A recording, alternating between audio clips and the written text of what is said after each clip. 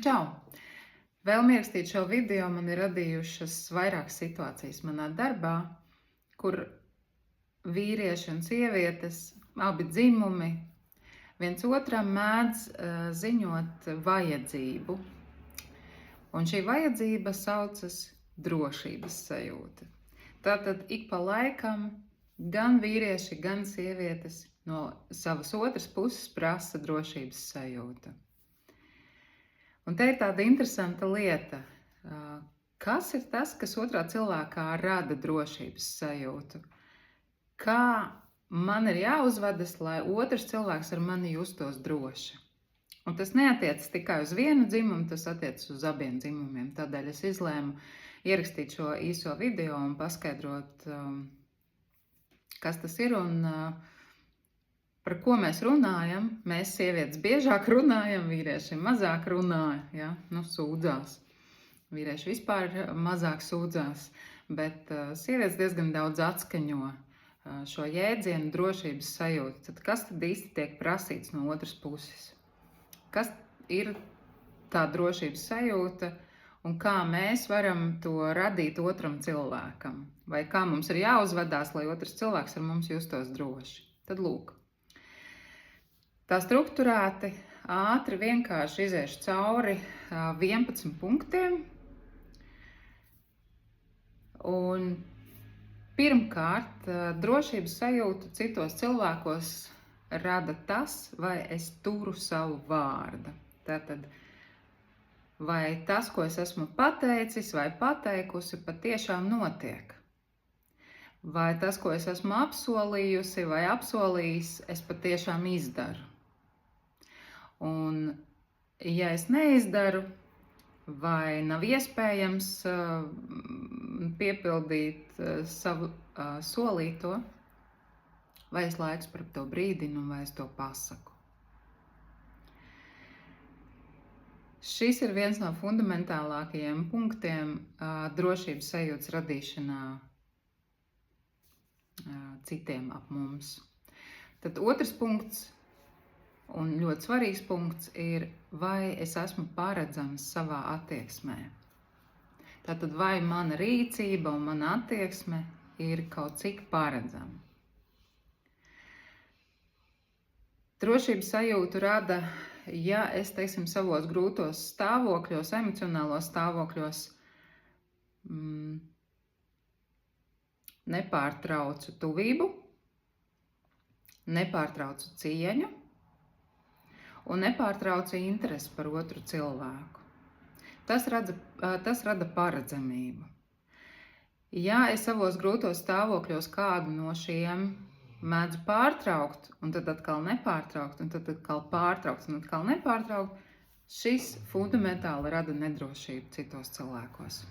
Tad pirmkārt jau tajā cilvēkā, kas man ir vistuvāk un blakus. Ja? Ar tuvību es šeit nedomāju tikai seksu. Ar tuvību es šeit domāju, vai es vispār ar otru cilvēku... Melena, nekrāc, man suns krāc. Nekrāc, lūdzu. Vai es vispār saglabāju saikni, vai es tomēr aizēju otrā istabā prom, vai vispār prom, vai vispār draudz šķirties un pārtraukt kontaktu. Lūk, tā cilvēki arī mēdz rīkoties. Trešais punkts ir, vai es uzņemos atbildību par saviem emocionālajiem stāvokļiem. Tad, ja man ir dusmas, vai es esmu stresā, vai es esmu vīlies, ja, tad, ja man ir pārņēmusi vilšanās sajūta, vai par šiem stāvokļiem es varu uzņemties atbildību, kā es tur tiku iekšā. Ja?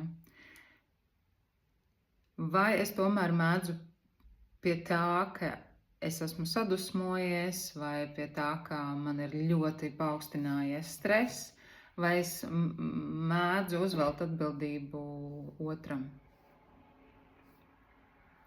Tātad, vai šie emocionālie stāvokļi joprojām paliek manā pārziņā? Ja? vai tas ir kaut kas, par ko es gribu, lai otrs parūpējas. Ja?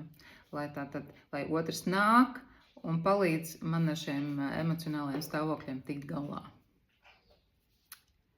Salabo, izlabo šos stāvokļus, nomierina mani, pārslēdz mani, izregulē to, kā es jūtos. Ja? Nē, tas otram cilvēkam nav jādara. Mani emocionālie stāvokļi ir mani emocionālie stāvokļi. Tātad to regulēšanai ir jābūt manā pārziņā, un man par šo procesu ir jāuzņemās pašam atbildību. Tad 4. punkts ir, vai es spēju regulēt savu uzvedību arī tad, ja man ir grūti. Jebkura spēcīgas emocijas, grūtības, stress, jebkas, kas mani ieved kādos spēcīgos emocionālos stāvokļos vai pat afekta stāvokļos, nedod tiesības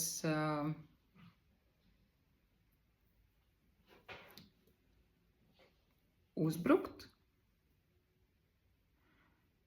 ievainot, pazemot, un jebkā citādāk emocionāli vai fiziski darīt pāri citiem. Tātad, vai es spēju izregulēt? Ja? Tad 3. punkts bija svarīgi tas, vai es spēju uzņemties atbildību. 4. punkts, vai es pats spēju izregulēt. Tātad, vai spēju nomierināties, atslābt un izregulēt šos stāvokļus, ja man obligāti ir nepieciešama izlāde uz otra cilvēka rēķina, bļāvieni, kliedzieni, sitieni. Ja? Tātad, jebkas, kas darītu pāri citam, pārkāptu cita robežas. Ja? 5. punkts. Vai es spēju skaidri runāt par saviem nodomiem?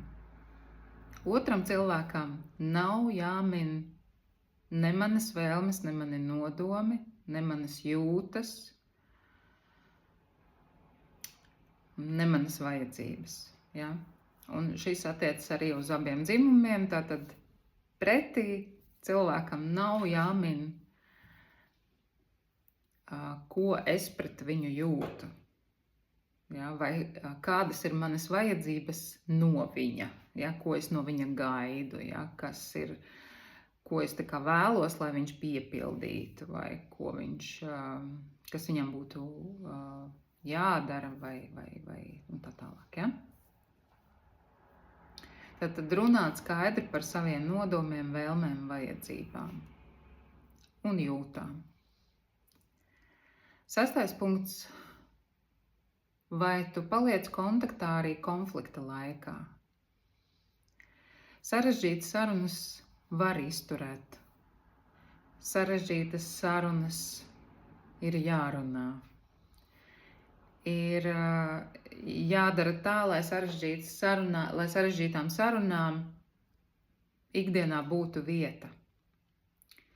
Lai tām tiktu veltīts laiks, apstākļi, un lai šīs sarežģītās sarunas būtu iespējams izrunāt.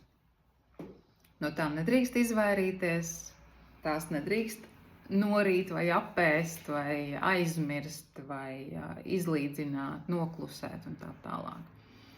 Tātad palikt kontaktā konflikta laikā nozīmē radīt otram cilvēkam drošības sajūtu. Palikt kontaktā, ko nozīmē? Tas nozīmē acu kontakts.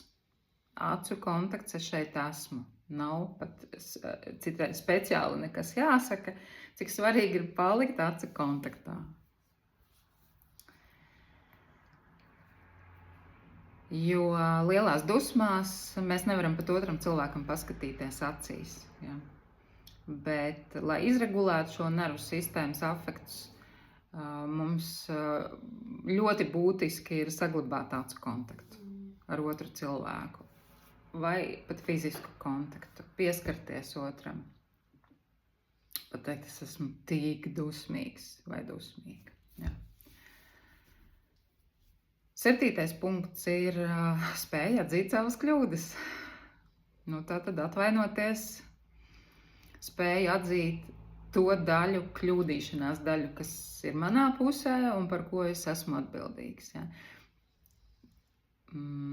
Arī tad, ja es pasaku taisnību, es to iespējams pasaku, piemēram, es nezinu, lecīgā formā vai skarbā formā. Ja?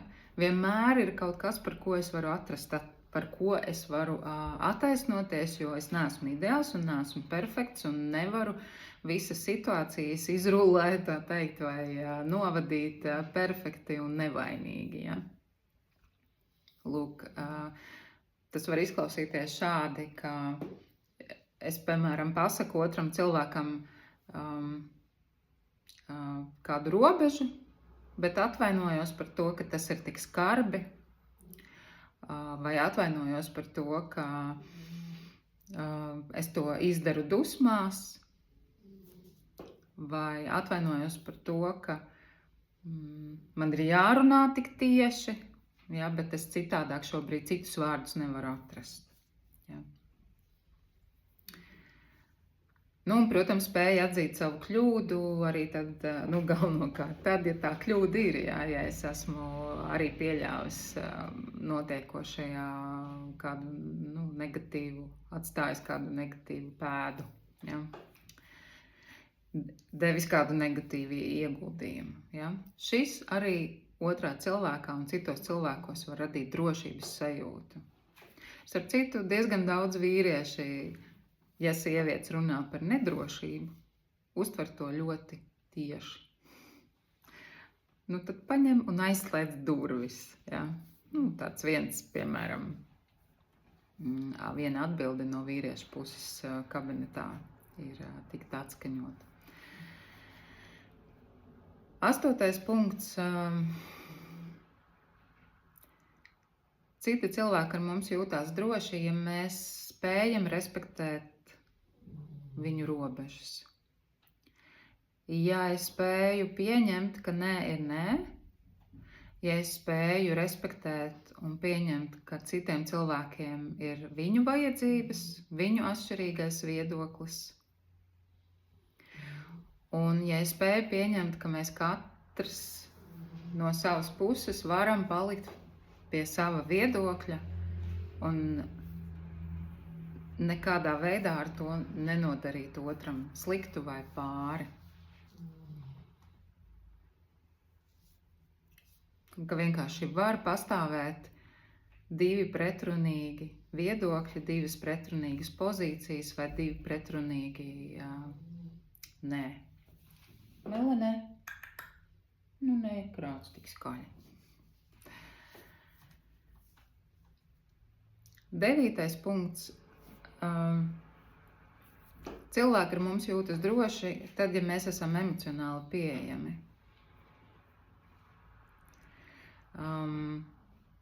Klausīties, aktīvi klausīties ir viena no cilvēku attiecību svarīgākajām prasmēm.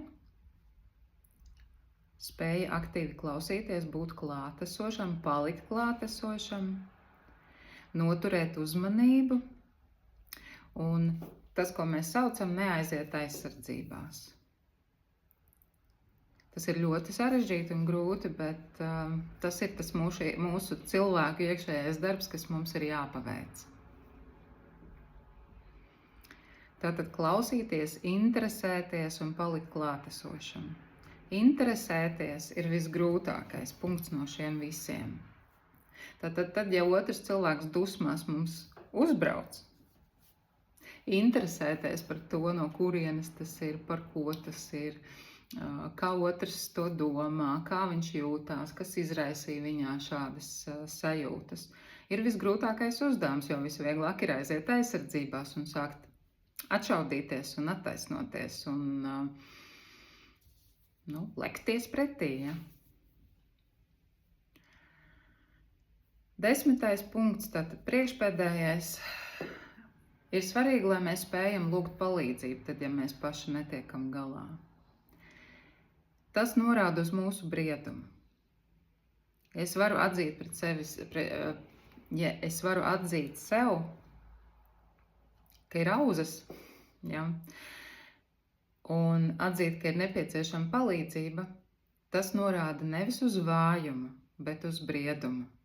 Nevis uz vājumu, bet uz briedumu. Meklēt atbalstu, meklēt palīdzību, meklēt trešo personu, ar kuru pārunāt notikušo, vēlams profesionāli, ir brieduma pazīme un rāda, ka cilvēks spēj ap sevi radīt drošu vidi. Un ka viņš neaizies aizsardzībās, nenoslēgsies vai arī nemēģinās pāri saviem spēkiem un kompetencei, kas nav pārāk veselīgi. Lūk, un pēdējais 11. punkts ir radi konsekvences starp vārdiem un rīcību. Lai tas, ko tu saki, atbilst arī tam, ko tu dari. Drošība rodas tieši šajā kontaktā un konsekvencēs starp vārdiem un rīcību. Te gan ir ļoti uzmanīgi, jo ir ļoti daudz iespēju interpretēt, kas bija domāts ar vārdiem un kāpēc rīcība, manuprāt, nesakrita ar vārdiem. Šis ir viens ļoti liels interpretējums lauks, uz ko bieži vien iekrīt pāri, principā jebkurā komunikācijā, cilvēki jebkurās attiecībās. Ja?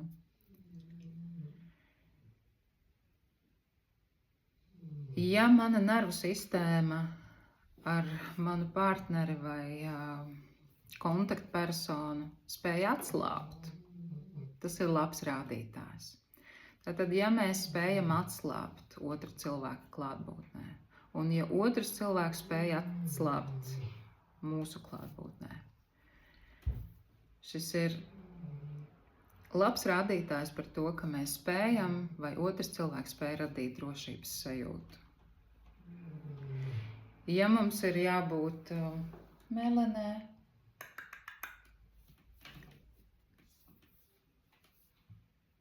man ir suns. Tātad, ja mums ir jābūt visu laiku tādā alert, kāds ir latviski,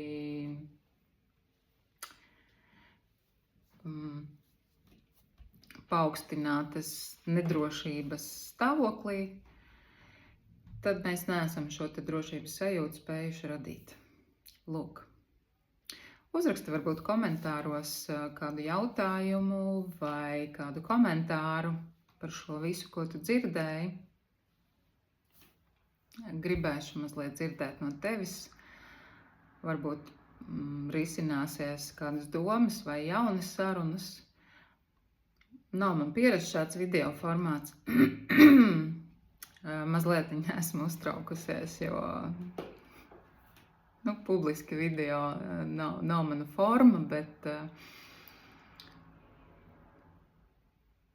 skatīsimies, kas no tā izdosies. Un sanāks un veidosies. Paldies!